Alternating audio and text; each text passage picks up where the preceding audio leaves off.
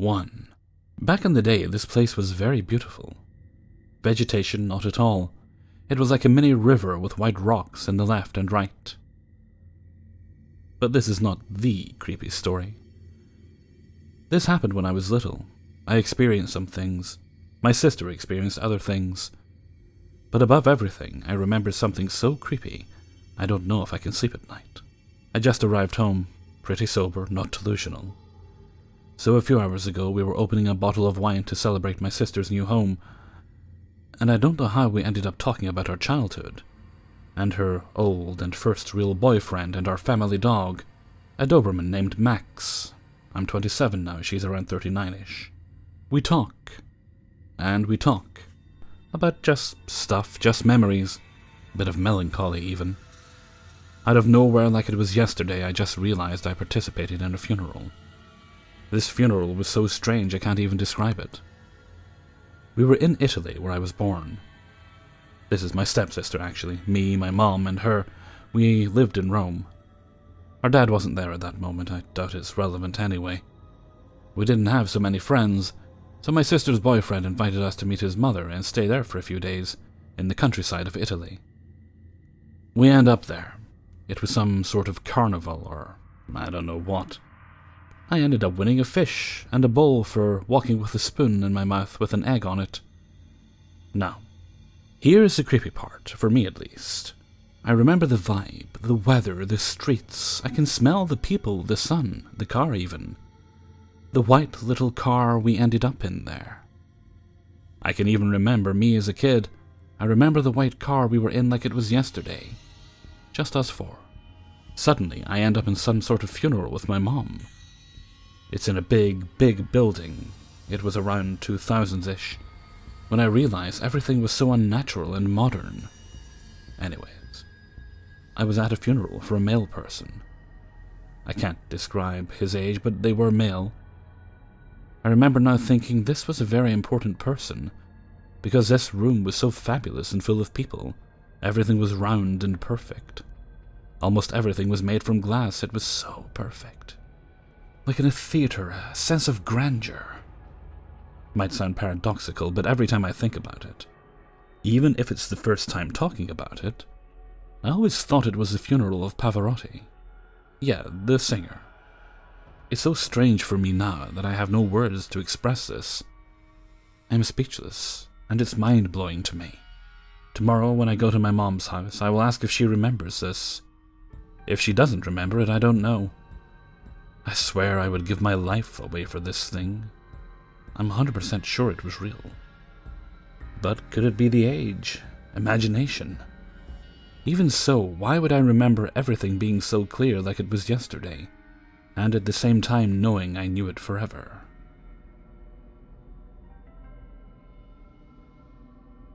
2. I grew up in rural southern USA, on an old-town family road in the early 2000s. In my early youth, shortly before I was enrolled in my preschool, my mom would often have someone babysit me. Both of my parents worked hard to support me and my two older sisters, so while my sisters would be in school and my dad out of state, Mom would wake up extra early and drop me off at an old friend's house, or an elder cousin's place in the city she worked in. Sometimes she would not be able to find a babysitter and, as a last resort, would take me to my great-grandparents who conveniently lived a short 3-minute walk up the road.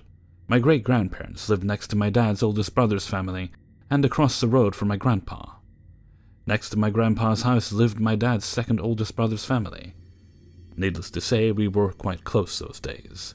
I remember each time my mother would unbuckle me out of my car seat, wipe away the sleep in my eyes, kiss me on the forehead, and tell me she loved me. Then I would be inside, politely sitting at the kitchen counter. My great-grandmother would walk into the kitchen and sweetly smile at me before uttering a soft-spoken, "Hi." I will never forget how youthful and angelic she looked. She was full-blooded Native American and had long, wavy brown hair that would extend down to her knees. Every time she greeted me, she'd be holding a large plate of sugar cookies and would place them in front of me. Just like any other child, I loved sweets, and would happily eat sugar cookies for most of the day. I really never did anything at their place outside of taking occasional bathroom breaks and walking past the corridor that led to the living room. which always echoed with the sounds of an old box television. I'd always feel my great-grandpa was sitting in the old chair facing the TV, but never talked to him. The house was small and colourful, which I always liked, in addition to the seemingly endless supply of sugar cookies. Fast forward a few years, and I was in elementary by then, and no longer needed a babysitter as my parents felt comfortable leaving me in the care of my older sisters after school. My great-grandparents and their house were long gone by then, the only remains being that of their ancient chimney, surrounded by brush and a pear tree. I would often spend time with my grandpa during the weekends, and we would talk about the old days and what his parents were like in their prime. There would be a patch of vibrant yellow daffodils growing across the street in my great-grandfather's yard that I'd periodically pick and gift to my grandpa. He'd always comment on how that was his mother's favorite flower. One Sunday afternoon, my whole family was home together. I was 9 at the time. I know because this was a couple of months before my older sister announced she was pregnant, and gave birth to my niece 2 months after my 10th birthday. I was talking to my dad, who was reminiscing about his childhood days, and I brought up how kind and loving his grandmother was. I agreed, and told him she was nice to me and gave me cookies. He stared at me for a moment, a clear, perplexed expression on his face, before telling me that was not possible. My brow furrowed, and I insisted I'd been to her house plenty of times before she passed. My dad began to laugh, and soon the light-hearted yelling match between us ensued. My father is telling me I'm far too young to have met my great-grandparents, and neither had my middle sister. Upon hearing her name, my middle sis was drawn to our argument, and eventually, everyone was standing around us with absolutely no idea what we were on about. Finally, my dad says, "All right, since you think you know so much about them, name the 3 main colors of their house." Defiant and determined, I huffed and yelled, "Pink, burgundy, and blue." Silence. My dad's eyes widened in utter shock, and his knees gave a little as he slumped back into his chair and put his head in his hands. I stood there, unsure if I said something bad. After a moment, he sits upright with a sigh and says I am right. The kitchen was burgundy, the bathroom pink, and the living room blue. However, he said the time frame was wrong. My great-grandma died in 1979, and her husband followed 7 years later. They had passed, and the house was demolished well over a decade before I was even born. We had an old framed picture of my great-grandma sitting next to a large basket of pears in the midst of our other family photos. My family would say they would often find me staring intensely at the photo before I could speak complete sentences. She seemed much older in this picture, something I casually overlooked as a child, assuming she got sick in her later years, which is why visits to her house dwindled over the months. Dad said she loved sweets and overripe fruits so much that they became the death of her. Distant relatives often comment on how my looks and love of sweets mirror that of hers. 3. So I'll preface this by saying at one point in my life I experienced what people would call a miracle. But it was what happened 2 weeks later that really rocked my world. Around 2 weeks after this miracle, I begin to get 3 very noticeable patterns that emerge in my life, meaning 3 things that kept grabbing my conscious attention continuously for around 3 days straight. These 3 things were the colors blue and orange, and the word travel or traveler. They were grabbing my attention in the sense that I would see these things noticeably everywhere I looked. Billboards, computer screens, books, just everywhere. I thought I was going crazy, to be honest, and I didn't understand where it was leading. So this all begins on a Wednesday, and at this time I had an interest in theosophy, so on Saturday, I had plans to go to the downtown library, where I live, to get books on the subject. Friday night comes around, and I was having a little barbecue and some beers with my roommate at the duplex we shared. Nothing big, just a couple steaks and beers. So I head to the store to pick up the steaks and walk to the beer aisle. The first beer I walked up to is called Traveler Beer, and it's pumpkin-flavored. I'm shocked at this point because it's an orange label and the damn word Traveler is right in my face again. I had to get it, even though I don't particularly enjoy pumpkin-flavored beer. It just called my name. I get home and my roommate has bought a magazine and left it on the table. For whatever reason, an article in it caught my attention, and it was titled The Prophet. This ties in later. I wasn't sure why it caught my attention, I just felt a draw to read it, so I did. It was nothing special, just something about a TV show. The next morning on Saturday I wake up and head downtown at 9:30 for the library, hoping it was open that early. I get there and park and walk to the front steps, but as I'm walking to the doors I pass a gentleman who catches my attention. I look over him and just say hi. He responds in kind. Nothing big, but my focus was drawn to him. I get to the front door and it's about 9:57. The library opens at 10. Pretty much timed it perfectly. The doors are still locked, so I take a seat on the front steps, and I'm looking down at all the people waiting to go in. I'm focused on the guy I had passed, and then it hits me like a train. The guy is wearing a giant blue hiker's backpack, and he is wearing a bright orange fluorescent hat. Immediately, the word traveler comes to mind. I'm sitting there with my jaw wide open, realizing that life has led me to this guy somehow, and that I was to meet him. However, I was an introvert, and it was out of character for me to reach out randomly to a stranger. All three patterns had converged to a person. I got past my fear and walked up to him and introduced myself. I tell him my name, and say that I was meant to meet him, and he just replies, "Ah, nice to meet you," almost like he knew already.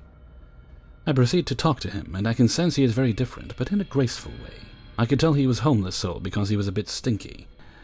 I just didn't care because I knew this was somehow an important meeting for me. He proceeds to tell me he is a practicing Buddhist monk, and that he seeks out like-minded individuals to assist on their path. He had been walking the Appalachian Trail for 3 months by himself, but he was broke and needed a bus ticket home to Tampa, where he was from. I'm like, okay, well, I can help you with that. So I gave him the money for the ticket, but asked if he could help me find the books on theosophy I needed. He agreed, and we hit it off pretty well, even though he was quite peculiar in a good way. He leads to the books, no problem. I'm very intrigued by him and mesmerized at this point, so I ask him, "What's the one book that impacted you the most positively in your life?"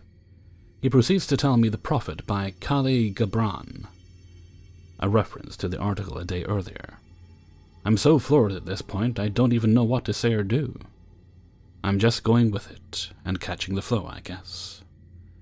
I end up walking up to the front desk to ask the librarian if she had a copy of this book because I wanted it, obviously.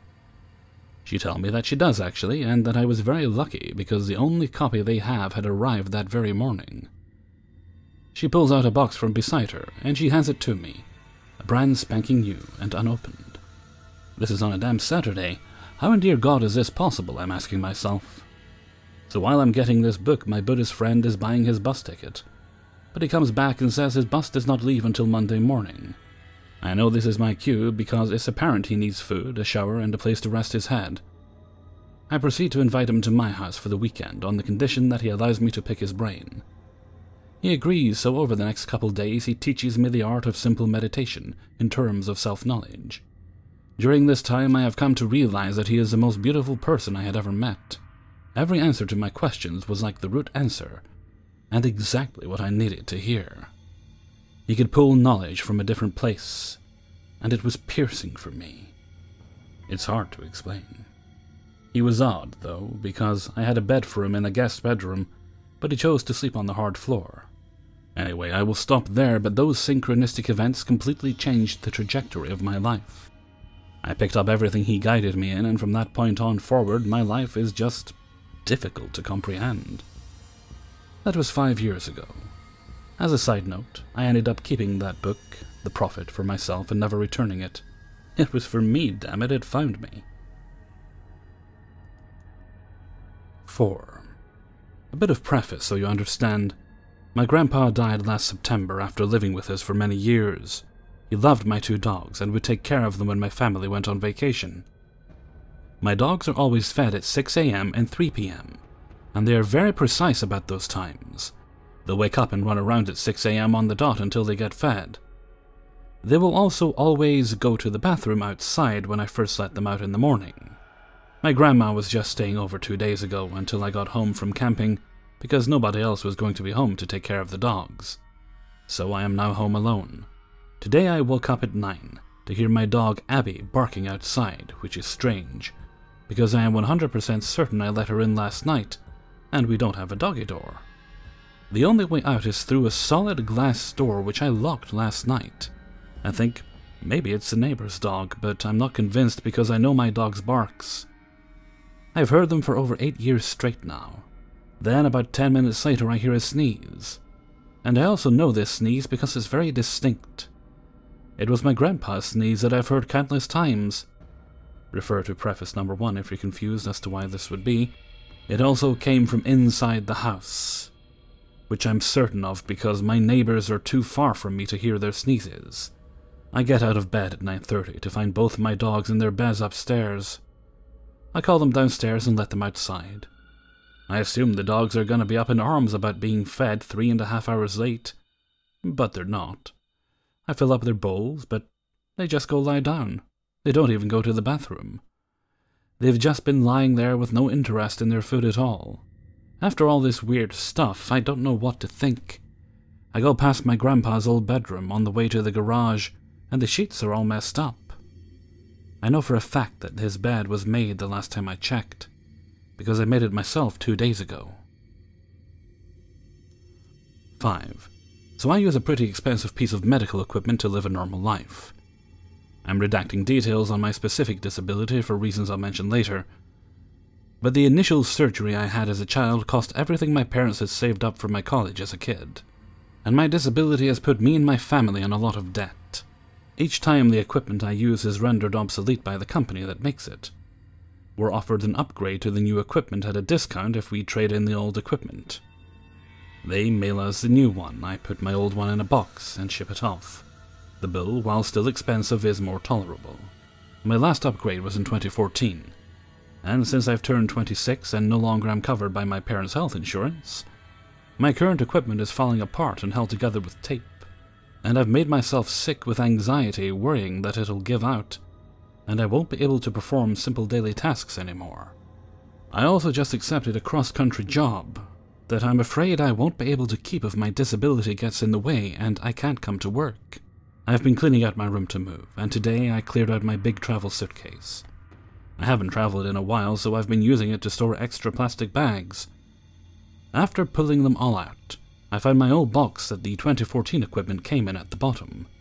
I opened it to see if I stowed away anything inside, and there was a whole extra piece of brand new equipment in the box. The only difference was that this one was a different color. I'd always requested my equipment be transparent or skin-toned so it was less visible, but this one was white, which I'd never owned in my life. I was dumbfounded.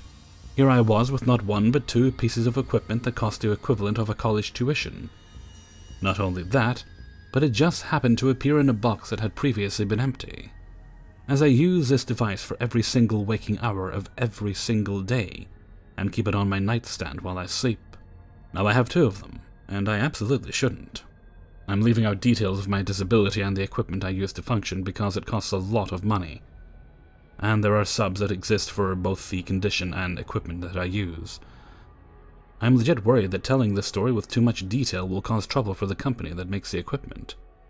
I desperately need this equipment, but I don't have the money to pay for a new one.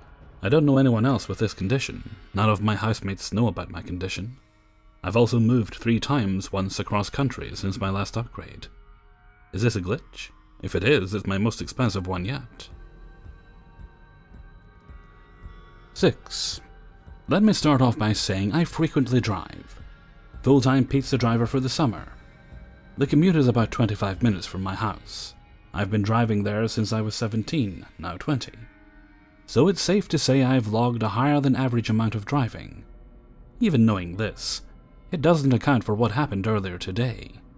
The commute, which is about 25 minutes by highway, or 23 by backcountry road, is always an easy option for me. Now, in the 3 years of double night weekend shifts that I commute home, Saturday and Sunday night, I have taken the highway no more than 3 times in the 300 nights I have driven home, going by 365 times 3 years, times 2 out of 7, so 1% chance at least. Today, somewhere into my shift, as I was sitting in the restaurant, I was deciding if I wanted to ride the highway tonight, as I never do it, and my car is just fixed up. I was thinking of legitimate reasons to take the highway, like the bank being nearby, and I wanted to deposit my cash. This usually never works, as I am the person to take the fastest route from point A to B, and the country route was simply faster. There was just one thing wrong. It has genuinely never passed my mind before, the detailed image of myself getting into a head-on collision with another vehicle. Well, it did today, on the very same beautiful country route I had been taking home for years. How irrational did I have to be to think that? Not 10 minutes later, I was at the crossroads of it. Half of the road still sliding, still swerving away from what surely would have been my first head-on collision. The Honda Civic was entirely in my lane of travel. I didn't think I didn't have time. I just remember braking as hard as I could, turning my wheel to what I had hoped saved me an off-road trip. The sounds the tires made was just abhorrently loud. No cars came up behind me. None passed by in his lane. The Civic was gone by the time I had stopped looking at where my car was going. It's when your gut feeling is right that you begin to question why or how you knew it was there to begin with. I'm genuinely trying to find why I have these images in my head shortly before they happen, seemingly unrelated to my actions. They are not consciously directed thoughts. Like what we choose to think about day and night. It's been months since something like this has happened. Just a passing by image come to life. And until I was about 12, I was heavily narcissistic because of this. Is there anybody else that has experiences like this? Either way, I'm not going to forget the fact that I came very close to a high-speed collision head-on today. Feeling like a walking dead man is an understatement. My family brushed it off when I told them, but the reality is, if I wasn't an attentive driver today, and many my age aren't, I wouldn't be here in this condition. Hold the people you love while you have them, and wear a seatbelt. 7. To be honest, I'm not even that surprised anymore when this stuff happens. For a while I've known about and researched stuff such as conspiracies, binaural beats, sacred geometry, etc., and a lot of other esoteric stuff. So when this stuff happens, I'm just like, oh cool, it happened again. But sometimes I also get spooked. I'm talking about synchronicity, or as Google says, meaningful coincidences. Something like the universe may be trying to communicate with you. Someone may see the same time over and over again everywhere they look. But in my case it's different. Although that has happened to me before, I began to see the same time, 9:11 p.m., whenever I looked at my clock. Always p.m. though, never a.m. In this case, though, it's happened too many times to count. What'll happen is I'll be thinking of something, or saying a word to someone, and it manifests in real life. I forgot what I said, but I was telling my friend something and it appeared on the TV as a commercial. Another time I was looking at Lamborghinis for sale online, because I really wanted one, and then I heard something very loud outside which I knew was a supercar. I'm a car person. I got very happy. And then I looked out my window and saw a shiny blue Lamborghini Aventador racing down my street. That gave me chills, and was one of the times where shit like this actually surprises me. The chances of two of those events, me looking at Lambos and thinking about them and then one passing by a couple minutes later, are so slim. There are not that many fancy cars where I am, and definitely not Lambos. I don't live in a big city. This one time last week, I was listening to a rap song, I forgot which, and I was also reading something on a forum online, and the rapper said the lyric, nasty. And I opened a message on the forum, and as soon as I heard that lyric, the next word I read was nasty. I just laughed it off because stuff like that cannot be coincidences in my opinion. And it happens too often. Many other things like this have happened to me, but I cannot remember or count them all. But they will usually be one of the nature of the things I've mentioned above. I see and think of something, and I see it somewhere else in real life or online. I don't know if there's even an explanation for what's been happening to me, to be honest. I don't want to delve too deep into spiritual stuff, whether it's real or not, but a couple years ago I tried to open my third eye, so maybe that has something to do with it, possibly. I don't know. 8. I'm not sure if it's a glitch per se, but every so often I get this déjà vu kind of experience. What will happen is I'll have a dream, and anywhere between a week or a month later, whatever I dreamt about happens. Usually it's nothing more than a conversation or something falling over, usually me. Sounds weird, I know. Everyone gets déjà vu. Long story short, it happened again, and this time it really freaked me out.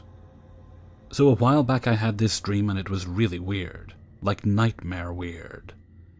Basically, I was sitting on the bus, specifically the 734.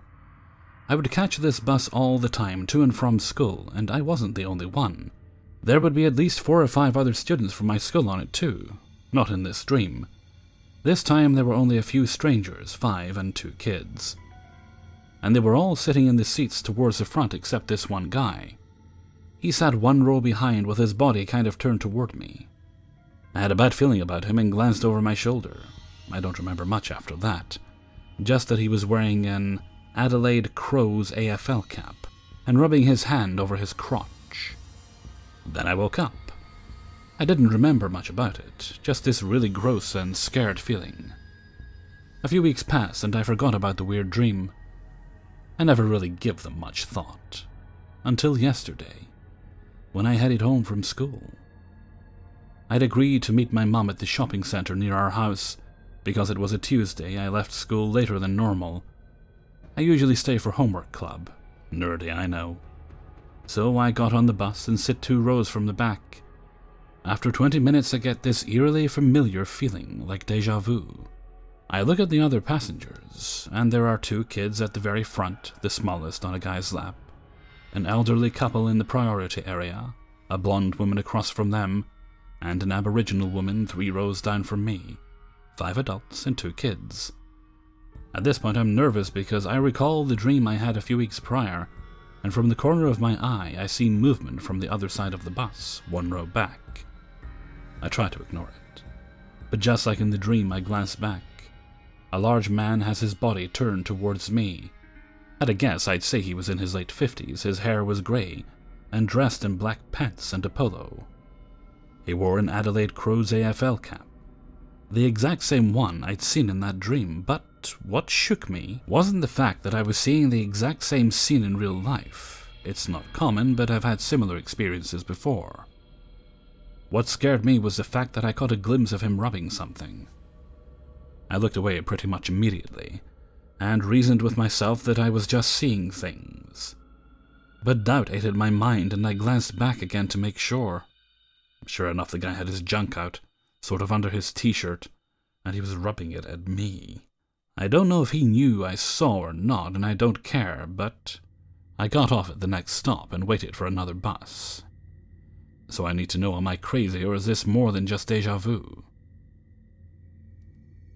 9. Have you ever experienced a hiccup in time?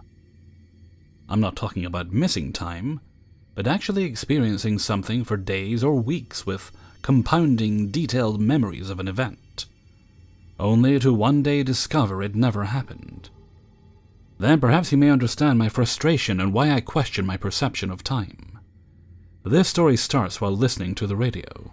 I love stories, and especially spoken stories such as ghost stories. So it makes sense that when I discovered Art Bell in the 90s when in high school, I would listen to him, and eventually George Noory for years on Coast to Coast AM.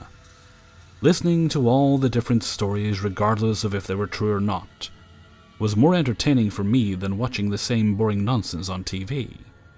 While listening to the radio one night, C2C is interrupted by breaking news. The anchor in KFI AM 640 announces that after a long battle with cancer, the Incredible Hulk, Lou Ferrigno, has passed away. I was stunned. While I was never a huge fan, I knew who he was and enjoyed his work, and I had known he was or had at the time been going through a rough battle with cancer. I do not recall the details of the type of cancer or where he died, but I specifically remember that breaking news, and George Noory taking a moment to say something about Mr. Ferrigno. In the following days, Ferrigno's death was all over the news. My mother and grandmother watched the news reports, my mom lamenting about the loss of the Hulk. And days later, there was a funeral with a motorcycle, which was filmed in the transit from the mortuary to the cemetery and gravesite. Arnold Schwarzenegger gave the eulogy, and spoke of their friendship over the years and how much Lou would be missed. This was very much a big deal, as it should have been in the case of any film icon or hero passing. Fast forward a couple years to sometime in 2004 or 2005. I'm online, browsing the web, and going through articles while voice chatting with my best friend, and I come across an article on a random website about none other than Lou Ferrigno. I thought that was odd, but I was intrigued, so I clicked it. The article detailed something Mr. Ferrigno was involved in. I don't remember what exactly. It may have been a gym he opened or a program he was sponsoring. That didn't matter to me. What did matter and shocked me to my core was that he very much appeared to be alive and well. But that can't be right. I remember him dying. I remember the countless news segments, the web articles, the damn eulogy given by Schwarzenegger himself. What the hell was going on, I ask myself. My friend picks up on my distress and asks what's up and if I'm okay. Haphazardly, I try to explain what I'm finding and why I'm freaking out. My friend at that point asks if I need to go and lie down. Because Lou Ferrigno never died, he didn't remember any of what I was saying happened. And he was a comics fan himself, so it goes without saying that he would know. I obsessively searched for hours after that, and found countless articles about Mr. Ferrigno, but nothing regarding his death or a hoax thereof. I'm not upset about him still being alive, far from it, but question why I remember these things so vividly if they never happened. Fast forward to 2007, at Comic-Con in San Diego. I met and shook the hand of the man himself, and what a terribly kind man he is. I am overjoyed that he is, at the time of writing this, in July of 2019, still alive and well, but I remain disturbed by remembered events that seemingly never occurred. I have tried to reason, rationalize, and explain what may have led me to remember all of this, while absolutely everyone I have ever spoken to about this has zero memory of the event. Is this a glitch in reality? Did I cross over from another timeline into this one without realizing it? Am I simply insane? I have no history of mental illness. I consider myself a rational person. But no matter how much I try, I can't figure this out.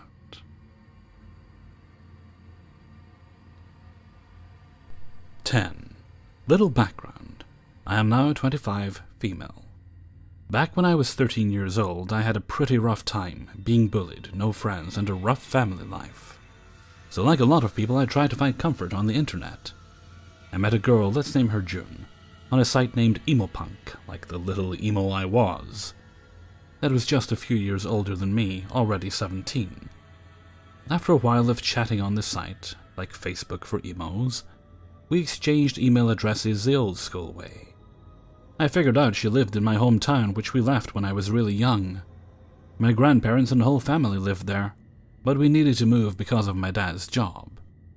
So my whole life I felt pretty homesick and missed my family dearly and always wondered if I would have had a better life there. She was like a godsend to me.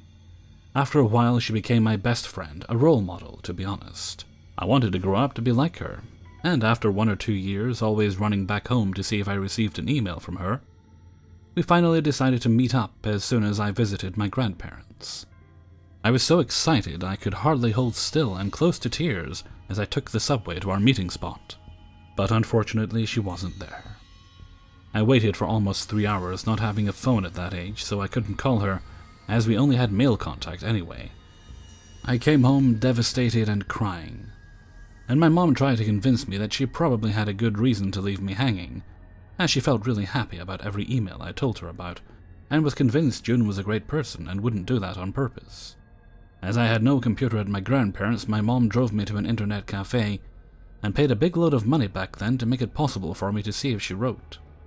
And indeed she did, telling me she is running away from home, and excusing like crazy, but she won't be able to continue writing me anymore, as she was fleeing to a different part of the federal state from her dad, taking nothing with her that could tell him where she is. At that time, she was already 19 and studying art at university. I was heartbroken. To be honest, no guy ever shattered me into pieces like that, and I missed her more than I could tell. I googled her and the university from time to time, and indeed she graduated her Bachelor of the Arts later, when I was already about 17 or 18. At that point, as soon as I saw this, I called the university, but as much as I begged, they wouldn't tell me anything for privacy reasons. Which I fully understood, but it still drove me crazy. So the years passed. Now fast forward to 2017, where I just turned 23 and moved back to my hometown on my own. For a little background, we are not talking about a little village. There are 1.8 million people living here. The possibility of ever meeting her was close to zero, and I only had one picture of her when she was younger, and the university graduation picture from her website. I've never seen her in person in my life. At my new workspace here, about a year passed, and it was late in spring 2018 that, for me, the impossible happened. A co-worker, my trainee, and me went out for a cigarette at about 3 p.m. when I noticed from the corner of my eye there was a familiar person. I turned shocked and saw her walking out of the office building, 6 floors, every floor is a different company, about to walk in the direction of the bus station. I was about to pass out, but I shouted her name. "June! June, please wait, stop!" And she looked at me like I just hit her. But here is where the crazy stuff starts to happen that I can't explain. She said that indeed this is her name, but who am I? I figured she couldn't possibly remember me, as I was shy, and she had one picture of me with my ex-boyfriend, and that was it. I told her, like a crazy stalker, "You're June XYZ. You're deaf in one ear. You must be about 29 or 30 now. We wrote mails. I have a picture of you graduating university. I'm so proud." She looked at me in pure confusion when it hit me. I was sure I had the wrong person, and was about to cry and sink into the ground. But then she told me, yes, that is all true. But where did you get all this information from? This is really cute and scary at the same time. I told her about the mails, I told her about the meeting, that she ran away and we couldn't keep contact, facts about her dad, and it was 100% correct.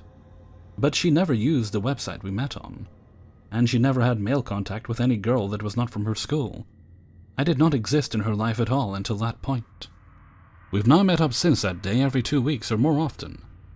We grew really close and became best friends, for me, for the second time. But how can you explain this? How do I know all this? Mails sadly get deleted after 180 days of inactivity, and I was never able to show her those. But she was able to show me her account, and indeed in that timeline she never received any mail from me. But I showed her the one picture I had of her when she was 17. And she believes me all of that. And indeed this is her, but she states she never took a picture like that. Please help. A year has passed since we met again, and I'm still confused and can't figure this out. 11. So just to preface, I've had a couple of experiences in my life I've not been able to explain. But this one has seemed by far the most glitched to me. I've never experienced anything else like it before or since. It was a Tuesday night this last February, and I was at home on my computer, hanging out on Discord with some friends. At about 10 p.m. I let them know I was headed down to scour the fridge, as one does. I have one of those double-door fridges, so I had both swung open and was bathing in the light of nothing to eat, with the dark kitchen surrounding me, a light hum emanating from within. After a few moments of scanning, I started to hear an audible rumbling. Not physical, everything was still. I remained staring into the center of the fridge as after a few beats, the rumbling grew louder and turned to crackling, louder still into a ripping, and finally into a deep, bassy, visceral tearing. It was like giant claws going through an endlessly long carpet, but deeper, fuller. I was stuck staring at the point in space it seemed to be coming from, right in front of me, seemingly out of nowhere. Like the universe was tearing itself apart in front of me, then, suddenly silence. Nothing. The hum of the fridge faded back into my perception, as well as that obnoxious beep, beep, you've left the fridge open chime. I stood there, stunned for at least a minute, staring into the open doors. I can't say how long exactly it went on for, but I had been kicked to AFK in Discord when I returned.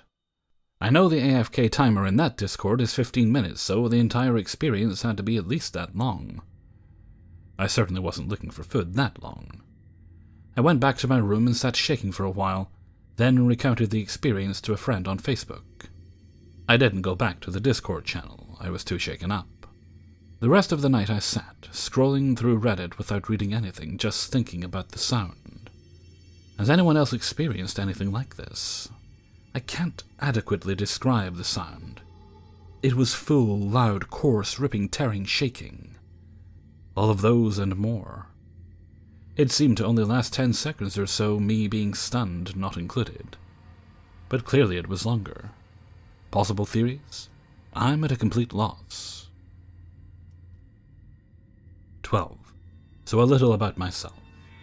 I'm a veteran of the British Army with a few tours of Afghanistan under my belt. This particular incident took place in the summer of 2009, near the Hammond town of Songin. Still not entirely sure what this was, it remains unexplained. So, I was part of an infantry section, and late in the tour we were tasked with an operation to secure the route of a resupply. This was a large task which occurred every few weeks, and essentially involved pushing out of our base, setting up a cordon on the road, in order to prevent any attacks on the resupply convoy coming from Camp Bastion. I can't remember the time when we pushed out, however. I know we were out securing the road for 12+ hours. We set up in a local's compound where we could get a look over the MSR, main supply route. We would get there before to set up the security, then wait for the convoy to come past. The event. Fast forward to the middle of the night.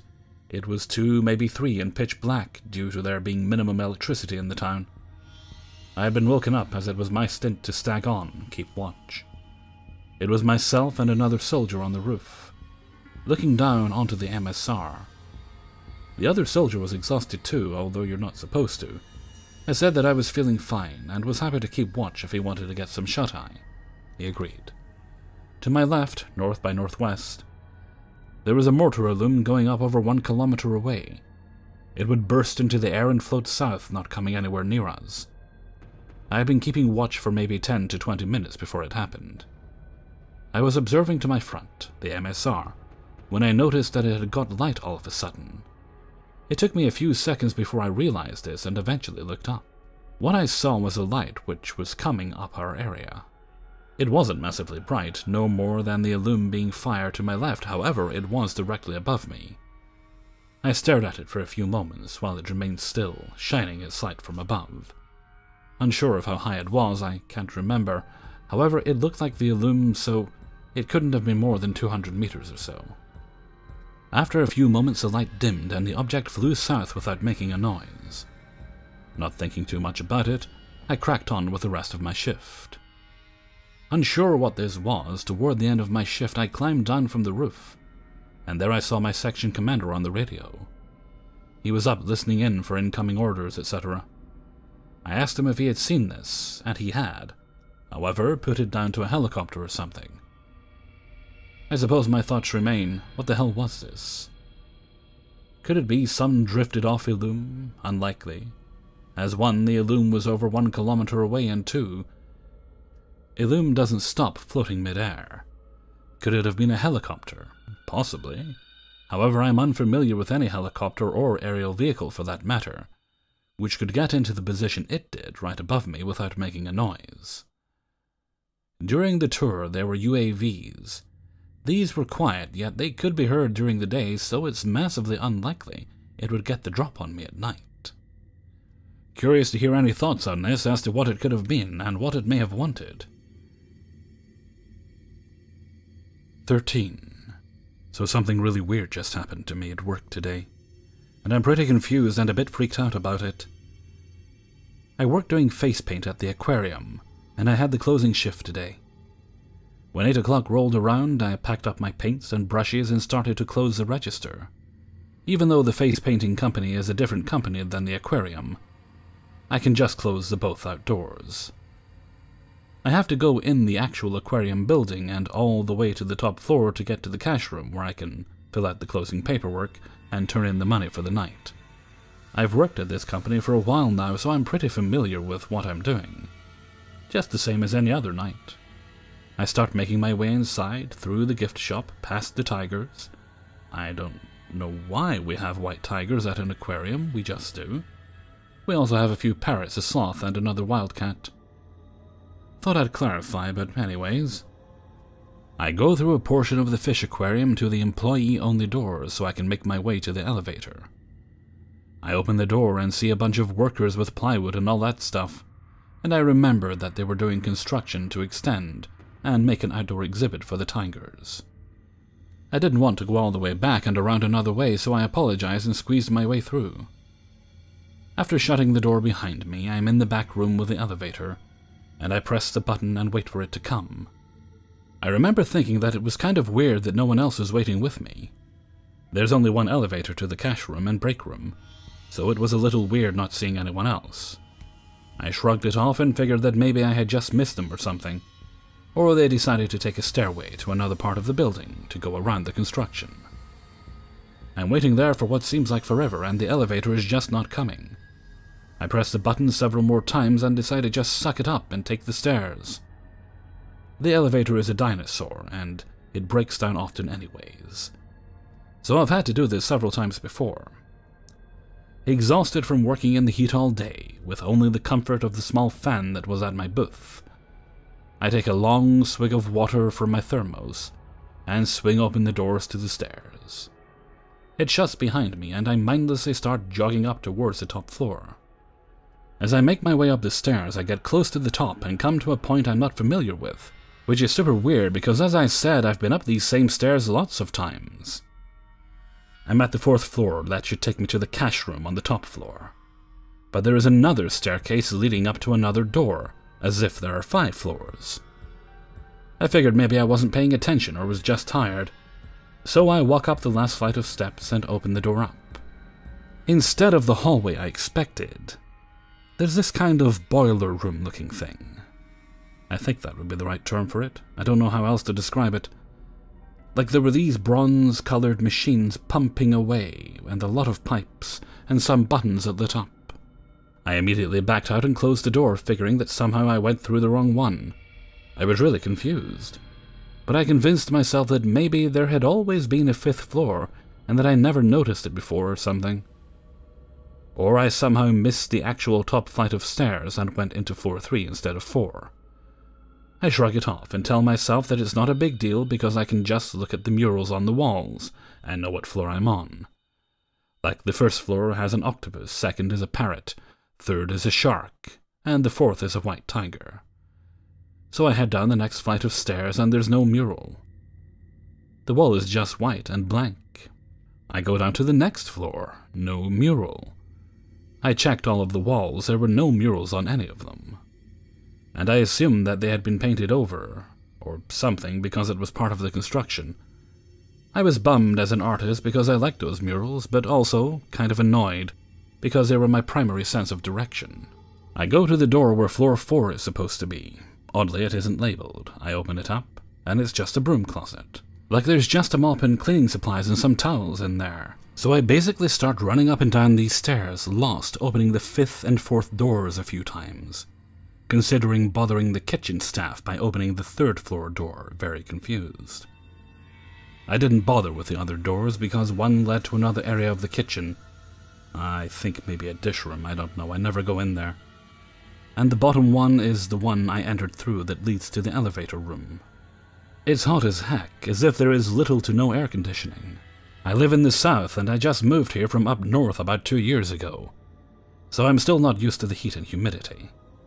I'm hungry, tired, thirsty, have to pee, and just want to go home.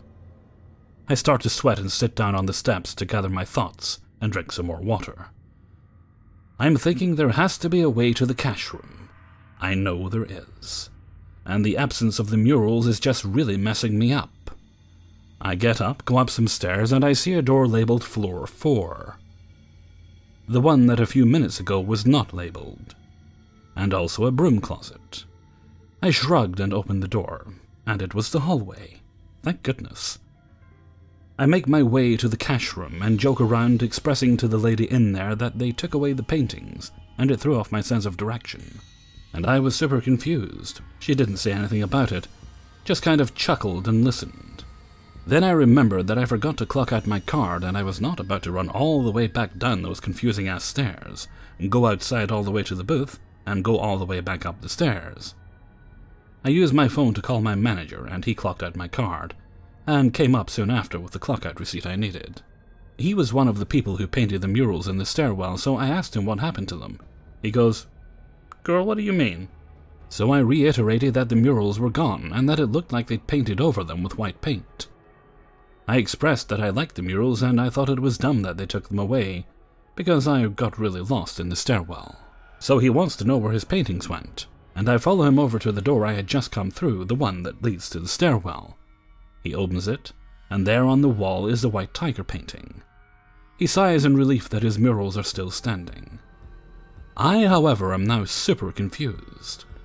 I ran up and down those stairs like a headless chicken, and those murals were not there. I know for certain that I took those stairs because they're the only ones you can access behind the elevator. I laughed it off to my boss and claimed that I was just tired, but I knew that it wasn't that simple. Perhaps it may have been a glitch. 14. This is gonna sound hella fucking crazy. And I'm writing it all out now so I don't forget any of it. I've just swapped universe, or came out of the Matrix or something. So I was doing my usual business, making my rounds on Reddit, checking the Achievement Hunter and Rooster Teeth subs, when I checked Twitter, and I guess at some point I must have fallen asleep. I guess that's where the glitch starts, because I woke up in a world that wasn't my own. It was Christmas time. It was my house, but it wasn't my house, if you get me. I was downstairs and we had all the usual Christmas decorations. My mom was my mom, but she didn't really feel like my mom. My nan was the same, and I never saw my brother. Anyway, I could just tell something was off. So I basically just had a normal day in my life in that universe. Except weird shit happened. I was on a driving lesson, for example, and it was nighttime. Me and my driver pull up at some lights, and then there was a man hanging from a tree. He had killed himself, and police were trying to get him down. It became a whole incident, and eventually, after talking a lot about it, we finally made it home. I told my mom everything, and she thought nothing of it, which I found weird. It was around this time I began to realize something was off. Other than the decorations, when I knew it was just August and the vibe. I began to remember my past life, this one. I came to the conclusion I must be dreaming. Now every other time this has happened to me, I instantly wake up. On the odd occasion I don't, I do something to wake up, like, I know you usually can't read in dreams, and you can't feel pain, so I began pinching myself. I felt it, but nothing happened. I ran to my cupboards and began listing every item I could find, but the weird thing was I could read every single one of their names. They weren't names of things we have, though. They were like knockoff brand real-life items. So anyway, I keep acting normal with my family because I realize they probably aren't on my side during this. They aren't real after all. I didn't do anything to hurt them because I still loved them, but I knew I couldn't tell them. As the literal day continued, I was messaging friends in a group chat I'm usually in. None of them believed me. I was asking close friends what I should do. They thought I was joking. I was so scared. At one point, I was sitting in my room almost crying and just thinking, what can I do to go back? I'll never treat my real family like shit again. How do I get my old life back? After all this, I'm getting ready to go into the bath, and my mom and nan are acting hella strange. At this point, I began to think they weren't who they said they were. They were acting more like a couple than mother and daughter, and my elderly nan was filled with energy. I, for some reason, started thinking an alien had shapeshifted into my family members and had me in a simulation or something. I'm forgetting key points as I write this. It's almost like my memory is being wiped. But the family members I had were getting really protective over my phone. They wanted it, and nothing would stop them. I had to physically wrestle it out of my laughing mom's hand a few times. I finally got ready for bed and went upstairs. I sat there just thinking about how this was my new life. I think after spending a day there, I was starting to accept it. Nothing I had tried worked, so I was finished. I thought about all the good times I had, and one memory came up, with how my mom took me to a theme park for my 18th birthday with my brother. And it was shortly after me and my girlfriend broke up. She showed me one of the best times of my life at the lowest point, and I love her so much. I was almost crying with the fact that she was gone and I'd never see the real her again. I get into bed and fall asleep. When I woke up, I was in my own world with different pajamas and bedsheets on. I just sat up and went, yes, yes! I shot up and bolted downstairs. Now it's 5:30 a.m. for me, so my family are asleep, of course, and my mom usually sleeps on the sofa. I see we don't have any shitty decorations up, and it's the real her. I stroked my cat that came over to me and my mom's head. After a few seconds, I carefully kissed her on the forehead and said I love you. Walked over to some of the walls and just touched them. It was so nice to be back in my house again. After that, I came upstairs and immediately started writing this. If you want to criticize me or not believe me, I know what happened. And this serves more of a journal for me, since I'm forgetting it all as we speak anyway. 15. I had a doctor's appointment a few weeks ago. It was one of those traveling lab companies that come to your workplace and draw your blood. When the phlebotomist gets there, she asks for the standard driver's license, etc. I pull out my wallet and my license isn't in the normal slot. I have a 3-year-old at home and she can get into my things sometimes. So after I opened and looked into every compartment of my wallet and purse, I have come to the conclusion that my 3-year-old must have taken it out. Now, it's also kind of important to mention my anxiety. I've been diagnosed for 18 years, and my anxiety can get extremely high in unpredictable situations. So while I'm looking for my license all through my wallet and purse, the phlebotomist is standing there, I mean literally close enough that our shoulders are touching, and I could feel her breathing and that she could see in my wallet. My anxiety's through the roof that I'm having this person wait and, even worse, maybe had them drive out to my job when they couldn't even take my blood because I didn't have proof of my identity. I am saying all this not to make you think I overlooked it during my anxiety fit. Because I've had it all along. I can control it, and the point of mentioning my anxiety is to emphasize on how thorough I looked in everything in my purse and wallet because I needed to find it. That's when the bright idea of going to HR to get my employee file to get a copy of my passport or ID hit me. So I'm profusely apologizing to her as I'm literally starting to sprint to find a manager, in order to get a key to get into the office, in order to get into HR and get my employee file. The whole ordeal was awful, but I finally got it done, and went back to the phlebotomist and successfully finished my appointment. So my driver's license. I ask my daughter and she claims to know nothing. I go through all of her hiding spots. I tore the house upside down just to meticulously organize it, to make sure I wasn't overlooking my license. It wasn't in the house. A week goes by and my hope of finding it finally dies. The day came that we were supposed to go out of town, so I had to do what I was dreading the entire time. Go to the damn DMV to get a replacement license. Now, I haven't yet mentioned that I also have a 4-month-old. So I pack my 4-month-old and my 3-year-old in the car to make this DMV trip. We all know how it goes. Hours later, I'm finally signing the papers. I had to take my new license's pick, being 50 pounds heavier due to pregnancy. Also, while holding my screaming baby and my nagging toddler right next to me, something I would have avoided completely if possible. Anyway, when the lady handed me my new ID, I opened my wallet to put it in my normal license slot. I shit you not. My old license was there, in a wallet that I've opened and used every single day for a week while making purchases and whatnot. A wallet that has the ID very visible when it's in its normal slot, and yet I hadn't seen it. The look on my face. I know I probably worried the receptionist. 16. At the risk of sounding cliché, one of my character traits is having a very good memory, something I used to tell a lot of stories. Win arguments, and yeah, it's something that has very rarely failed me, but I can admit when it did. During this story I was very young. I was 6 to 8 years old. If needed, I can check certain dates of events to pinpoint exactly. My mother was 25 to 27, and my grandmother was 50-ish. Okay, let's get to it. At the time, it was an early fall night. As most kids do, I was getting ready to go to bed 8:30 to 9-ish at night. I was in my pajamas just after brushing my teeth. My father was away for work in Ontario at the time. We lived in Newfoundland. My grandmother, Dad's mom, popped by the house to check in or something, I suppose. And I remember thinking like, great, now I get to stay up a little bit later because Nan's here.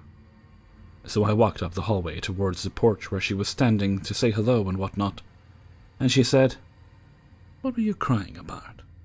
I hadn't been crying at all, so I was like, "I wasn't." And she said something like, "Show me your tongue." She always said my tongue would turn black if I lied. Anyway, I did, and I said I wasn't crying, and looked towards my mother, who was standing in the door to the kitchen for backup. And she also responded with, "Yes, he hasn't been crying." At this point, my nan pointed out my eyes were apparently very red and pink. I remember then the three of us walked to the bathroom so I could stand on the stool and see in the mirror as well as they could, to see in a better light and splash some water on me. They asked if it itched, and it didn't at the time. Fearing it might be pink eye or something wrong, and not taking risks, we got into the car to drive to the children's hospital, Janeway. Okay, so, still in the same city today, and I remember the way we drove that night. And I remember sitting in the back seat, staring up at the stars, thinking about, if I'm up much later, Mom might let me stay home from school the next day. Again, being a young child, it was rare that I was out driving in a vehicle very often, so I was looking out the window, like I said. And I could walk you to the road today where I was when I saw my first shooting star that night, in the car. Now, pause. I know this is the part that almost sounds like, hey, maybe it was a dream or something. What are chances you see a shooting star that night, blah blah. I've had these thoughts myself, but I very distinctly remember seeing it as well as telling them in the front seat I had seen it. And them obviously not staring up at the sky had missed it, but I digress. So 10 minutes later we're at the hospital. I remember being the only kid in the lobby because, well, it was past 10 p.m. at that point and a weeknight, so not many kids would be there. The doctor saw me relatively fast. I remember sitting in the actual examining room and looking at posters on the wall of squashed watermelons saying, "This could be your head if you don't wear a helmet while riding your bike." Like I said, this whole thing is very vivid to me. The doctor saw me and checked me out. And I didn't have pink eye. I had a rash in my eye. He said it was half rare or something like that, but it wasn't a big deal and it should clear up soon. Although he couldn't say what might have caused it, I have no allergies. So that was that. And it didn't itch very much, but I believe I milked it a little bit to try to make sure I got to stay home from school the next morning. And that's pretty much it. I went home, went to sleep, and Mom said I could stay home tomorrow to make sure I was all better and not spread it. Boom, done, it cleared up. I forgot to put in, when we got home, I remember she called my dad to tell him what had happened. I believe they talked on the phone every night for a bit because texting wasn't around, obviously. And I remember, of course, I wanted to speak to him as well, because what kid doesn't miss his dad who's away? And I said I was fine, etc. And he told me to get some sleep, and it was late. Okay, so now I'm 24 years old. I brought this story up about 3 years ago for the first time to my mom, while chatting about something, and she got confused. I explained it all, but she had no recollection of it. She even checked old baby journals to see if she had written about it, but hadn't. So naturally I called my grandma to talk to her about it. She also didn't remember at all. I told her exactly what was said, etc., and she agreed that those sounded like her mannerisms, and it sounded very real, but she couldn't actually remember it. Last ditch was calling my dad to ask him, even farther long shot, if he remembered Mom telling him about the night herself, as his mother had to bring me to hospital at 10 p.m. because I had some sort of rash in my eye, but he didn't remember it either. This bothers me to no end. I've been bringing it up off and on for 3 years now to people in my family to see if anyone had possibly caught wind of it years ago, to stand witness to it happening, and nothing. Sorry if I went into more detail than needed, but I just started typing naturally to tell the story as close as I would in person.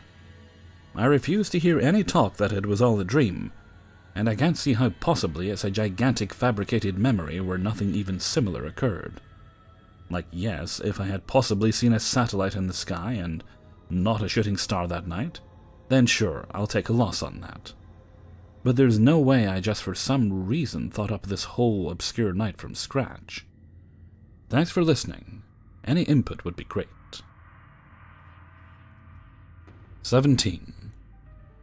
It was 1994, and I had a buy-sell-trade record store downtown, in one of the oldest neighborhoods of the city. I lived in a loft apartment above the record store, and it didn't take too long to realize that the place was crazy haunted. That's a whole other story. Back in '94, we didn't have cell phones like we do now. We had the telephone company, Southwestern Bell, and landlines. When the telephone installer came to install my business line, he told me that my store and loft, the entire building actually, used to be a brothel back in the days of cattle drives and the Chisholm Trail, coming up from Texas and into our town. The New York Times referred to my city as West of Brimstone, with tales of gunslinging and whoremongering and liquored-up cowboys tearing into the night, busting up the bar rooms, and wreaking all kinds of havoc. So, one afternoon, a friend and I were upstairs in the loft, just hanging out, and the phone rang. This was 1994, caller ID was really brand new, and everyone had an answering machine. Our upstairs landline phone was in the kitchen. I went to pick up the phone and checked the caller ID. It said Alexander Graham Bell. Funny. I picked up and said hello and no one replied. I repeated, still no reply. I put the phone back on the cradle and just sort of laughed to myself, wondering who in the world had such a name in this day and age, and why they were calling me. And why didn't they speak?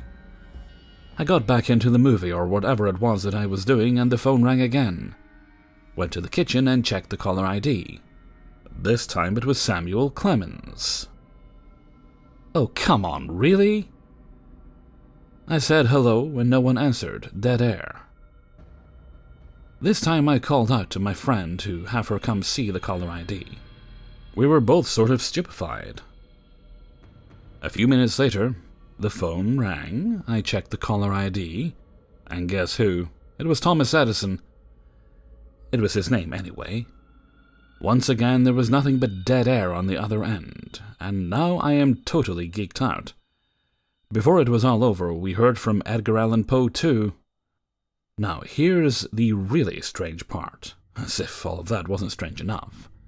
On the last call I was standing there looking at the caller ID. I can't remember which name I was looking at, but I was scrolling through the calls one by one, and as I watched the name began to slowly fade away. Right before my eyes, each name just poofed into thin air. And, of course, I'm yelling at my phone by now, because I know that anyone I tell won't believe me. Especially without the caller ID history. It all came on just like that, and just like that it was all gone. No idea in the world how or why it happened. For the next couple of weeks I kept meaning to go to Walmart or some other department-type store that was selling caller ID units, to see if maybe there was a store demo using those names. But I never did. I wish I had. To this day I am stumped. Like I said at the beginning of this post, that whole building was so haunted.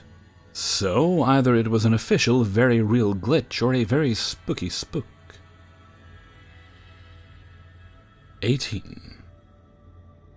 This happened when I was about 14 years old, and it's something I've never been able to explain, and my dad flat out refuses to believe me. On this evening my dad had a meeting at our local bar or club type deal. My older brother was going to be gone for the night, so my dad gave me the option to either go with him, we were both members at the club, or stay home by myself. Not really wanting to be home alone, I opted to go along. My dad would always buy me as many sodas and snacks as I'd ask for, so it was a win-win.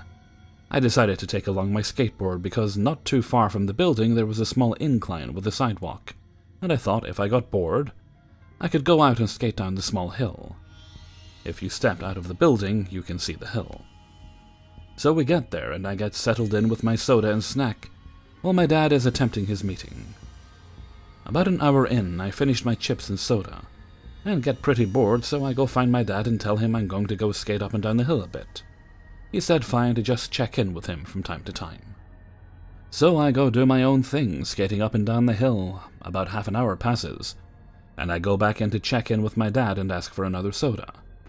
My dad thanks me for checking in, buys me another soda, and tells me his meeting will be wrapping up in an hour or so. I let him know I'm going back to skateboard the hill. I checked the time before I head out. It was 8:30. This will be important here in a minute. I skate up and down the hill for a bit again before I figure my dad's meeting is over and I head in. I walk in to see everyone stopped and looking at me before I see my dad rushing toward me. "Where in the hell have you been?" I've been skating up and down the hill like I told you, Dad. I went out there and hollered for you half an hour ago, and I didn't see you anywhere. Remember I said you can see the hill if you step out of the building. And my dad has a voice that you cannot mistake, and definitely not hear. Think Sam Elliott's voice. Half an hour ago. Dad, it's only been half an hour since I last came back in to check in with you. I look at the clock and see it's 9:30, not 9. I've walked up and down that hill and hollered your name, so stop lying. You need to call your brother because he's worried about you, and he's on his way to come look for you. I was about to call the damn police, Sarah. Not my real name. There is no way in the world that 1, I would not have heard my dad call my name. Trust me. 2, if they did walk up and down the hill, they would have found me because, on everything, I was there. 3, how did I lose half an hour chunk of time because I looked before I walked out, and the clock said 8:30, and the building had a clock on the outside, and I swear it was 9 when I went back in.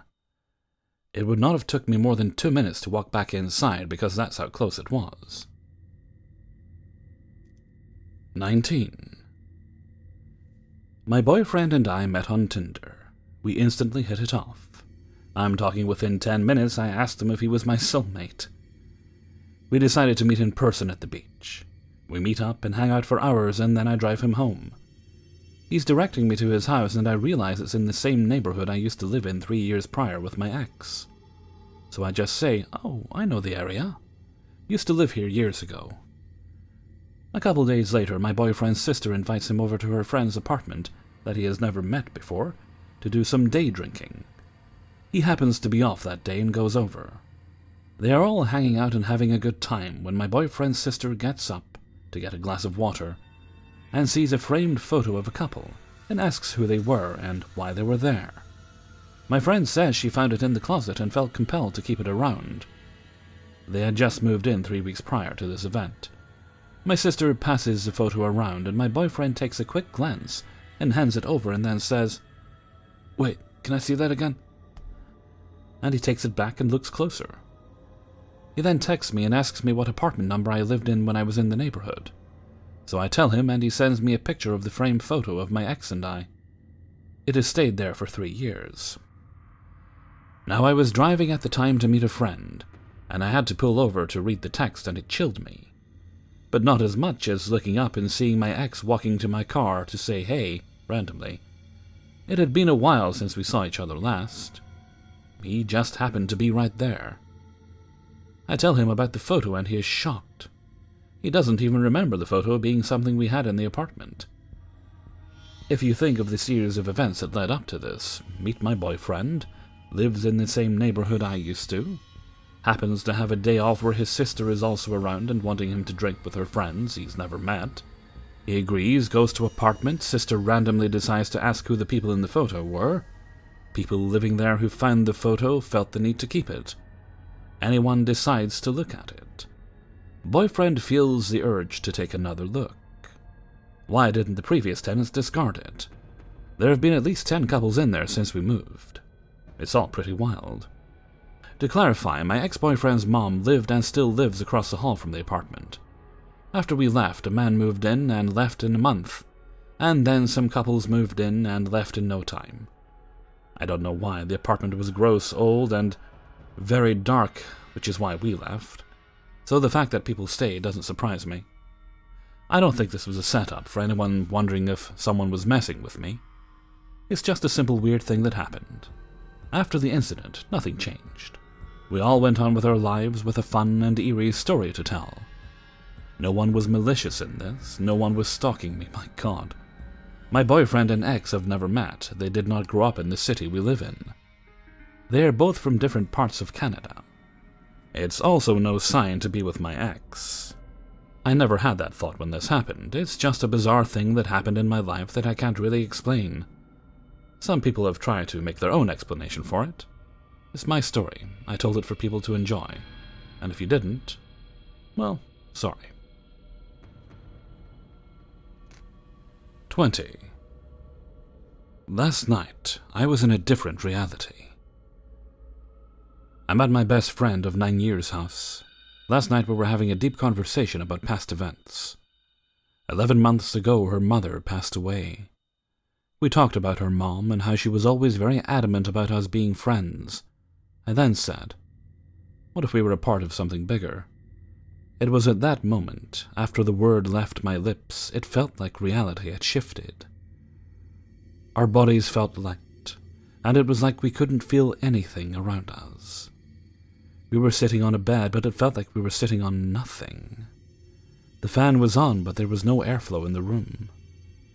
It didn't even feel like there was any air around us.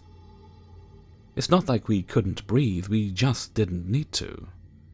We started talking about how the atmosphere of the room felt. We were concentrating on trying to describe what was happening, and we were staring at each other. When I focused more on her, I noticed a white outline or silhouette around her head and shoulders. It was white, bright, oddly fuzzy, and faded out past her. I told her that I thought I was seeing her aura, and she said she was seeing mine too. She said mine was violet. We freaked out a bit and decided to look at Amethyst's cat. Her cat had a very thin, saturated green aura. Amethyst agreed that she saw it too. We looked around the room and everything felt off. We decided to leave and see what downstairs would feel like. We stepped into the hallway that leads to the stairs that go down to the living room. The energy and atmosphere were different than Amethyst's room. It was colder, and everything was faded almost to a grayscale, very dull looking. When walking past the rooms of Amethyst's family, who were all sleeping, it felt like nobody was even in those rooms. It felt like we were the only living beings for miles. There were absolutely no sounds but our voices whispering to each other and our small footsteps. The usual sound of cars going past the highway outside Amethyst's backyard was absent. There were multiple clocks in the house, but they weren't audibly ticking. The usual whirring of the refrigerator wasn't there. We paced around the living room and kept saying how confused we were, and how odd this all felt. We were in a state of complete frustration. It's hard to put into words the way the world around us felt, and how it made us feel. Sitting at the kitchen table, we tried to put into words what all this meant. We were brainstorming ideas as to how we even got in this place.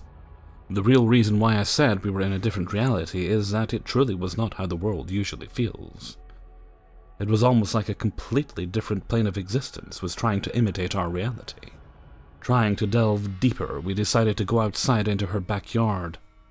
I opened the sliding door and stepped onto Amethyst's enclosed porch. It's basically a little room that's used as a workshop and greenhouse. Amethyst was saying she spent a lot of time with her mom in this room, and how she was feeling her mom's energy, but only in that room. Taking it further, we opened the door from the room to the backyard.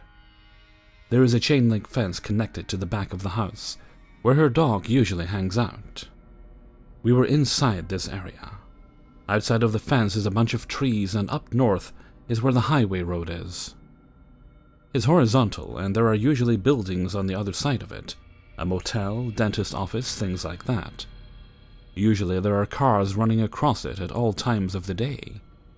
But it was eerily empty. As I said, it felt like there was no life for miles.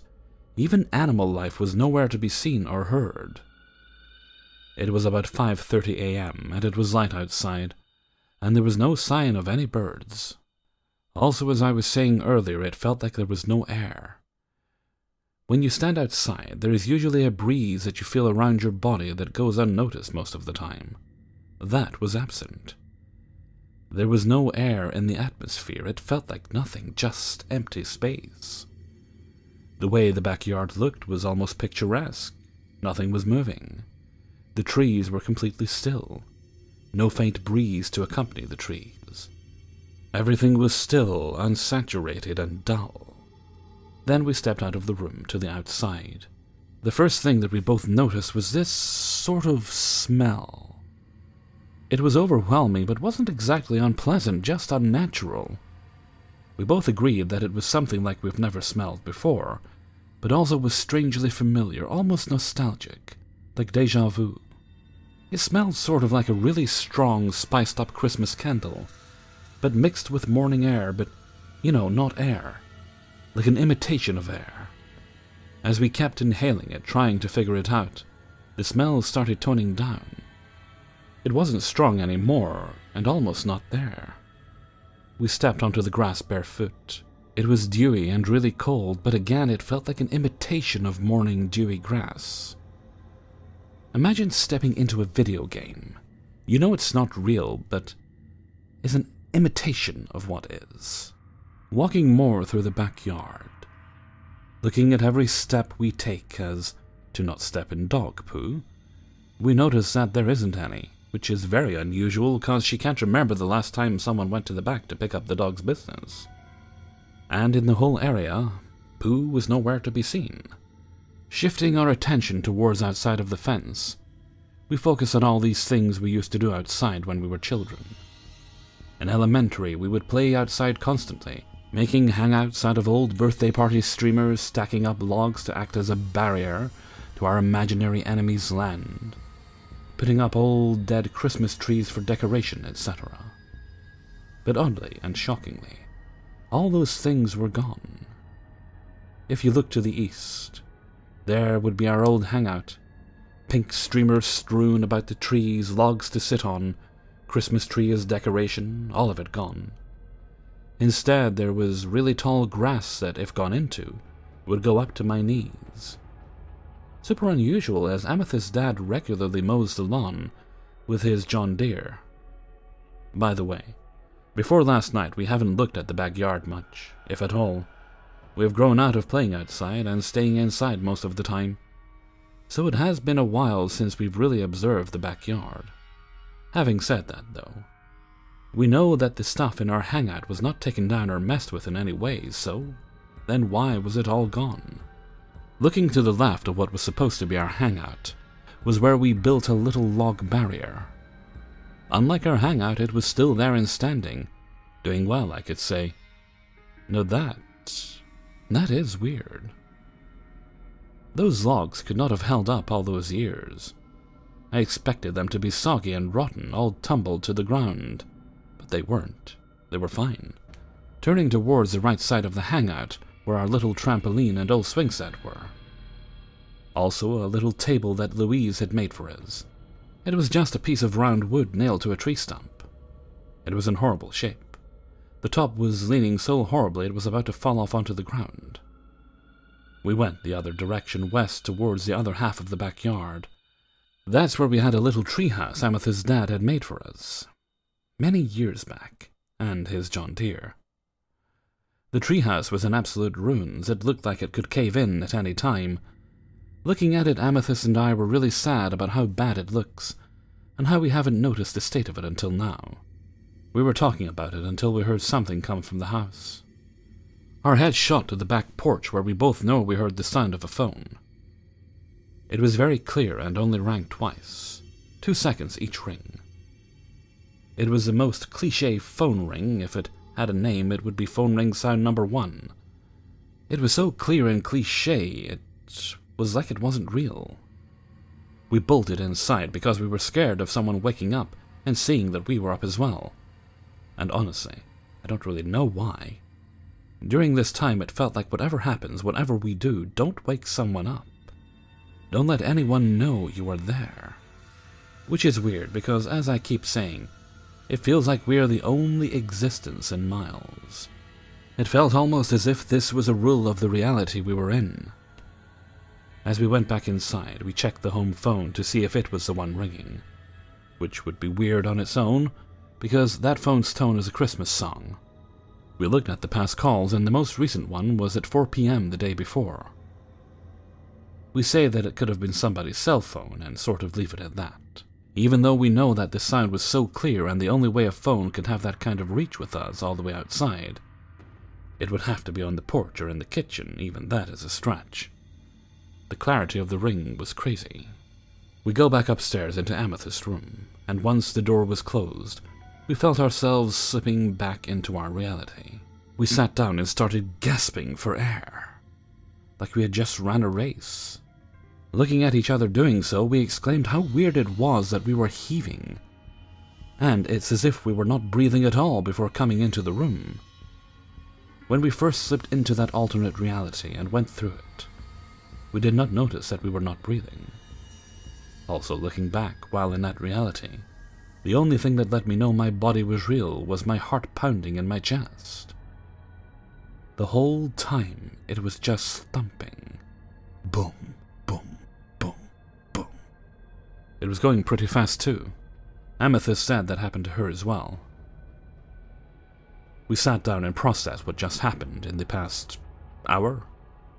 Before we went downstairs, during the stories Amethyst and I were sharing, we were also occasionally checking our phones. And I checked my phone 10, maybe 15 minutes before we went down. It read 5:07 a.m. Coming back upstairs after that whole experience, it was 6:54 a.m. We were down there for a while, but it literally felt like 10 or 20 minutes. Coming back to reality, we heard cars again. There were birds chirping outside. We talked a bit, then decided we really should get to bed. The next day we woke up in the afternoon. We inquired Amethyst's dad and his girlfriend about their phones and if they rang last night. His dad said his phone was totally shut off. His girlfriend's ringtone is a song. Neither mine or Amethyst's phone had any missed calls. I do not know what we heard last night. After that, we went outside to the backyard to see if it looks the same.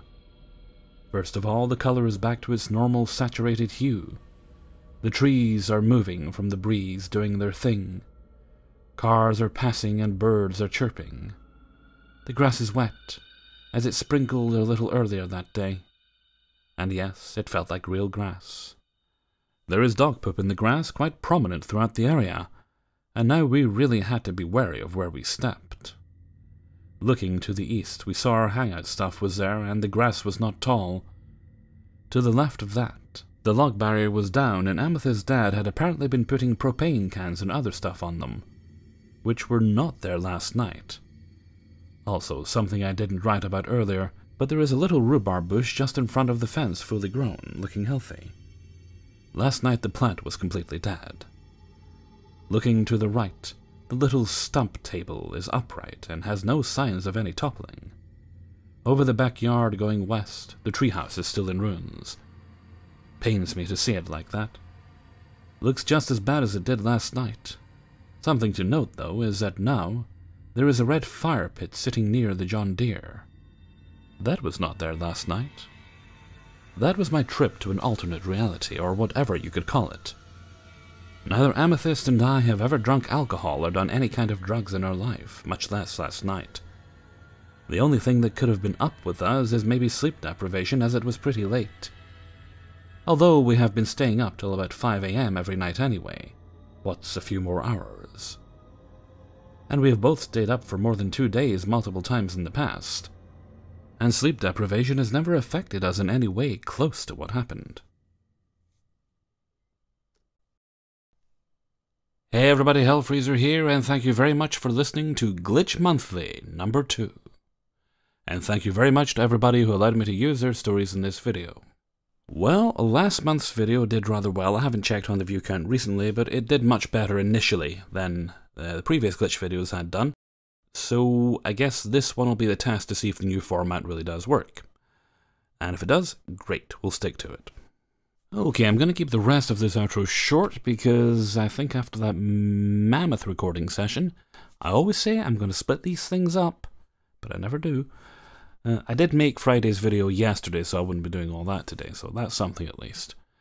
I think I need a break, is what I need. And I'm going to take one. I'm going to take one round about mid-ish to late September. Don't worry, there will be videos as usual. That's as I usually do. I'll get them made the week beforehand. Then I'll have a break. Okay, and with that, I'm going to head off for now. So until next time, thank you very much for listening. And take very good care of yourselves.